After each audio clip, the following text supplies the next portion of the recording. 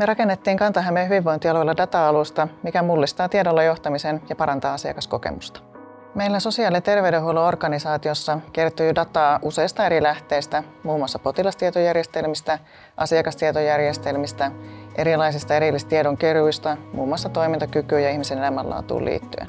Aiemmin Kanta-Hämeessä oli käytössä useampia teknologisia ratkaisuja. Esimerkiksi raportoinnissa käytettiin omaa, tietovarastoinnissa omaa ja sitten meillä oli myös eri osastolla omia ratkaisuja. Ja tämä hajanaisuus ei ollut vaihtoehto meille, vaan me todettiin, että tämän voi tehdä paljon tehokkaammin ja kustannustehokkaammin kokoamalla teknologioita yhteen uudella tavalla.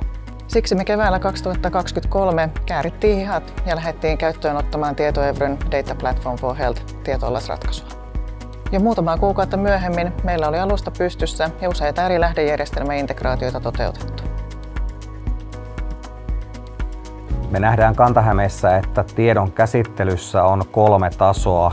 Tietojohtamisen alustaratkaisuihin kasattu kokonaisvaltainen tieto auttaa ennen kaikkea soten suurimmissa ongelmissa, joihin itse luen asiakkaan ohjautumisen palvelujärjestelmässä.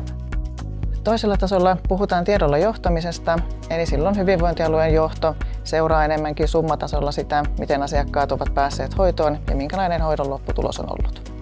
Kolmannella tasolla tietoa hyödynnetään valtakunnallisesti, eli kerätään entistä laajempaa tietopohjaa Suomen kansan hyvinvoinnista ja terveydestä sekä palvelujärjestelmän toimivuudesta. Microsoft Azure tarjoaa meille turvallisen tavan käsitellä sensitiivistä dataa laajassa mittakaavassa. Microsoft Azureen liittyviä palveluita kyetään ottamaan käyttöön vaivattomasti, ja koska kysymys on geneerisestä ja laaja-alaisesta Microsoft-teknologiasta, ne integroituu saumattomasti Microsoftin muihin tuotteisiin, mitä Kanta-Hämeessä on käytössä.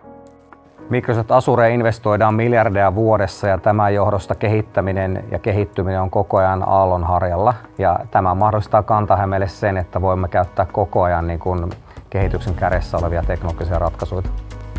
Me haettiin tästä ratkaisusta useita hyötyjä ja niitä ollaan myös saatu.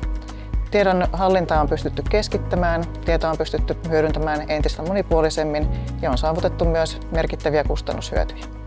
Nyt kun meillä on datakäsittelypohja pilvessä, niin voimme hyödyntää myös tekoälyä entistä monipuolisemmin ja helpommin.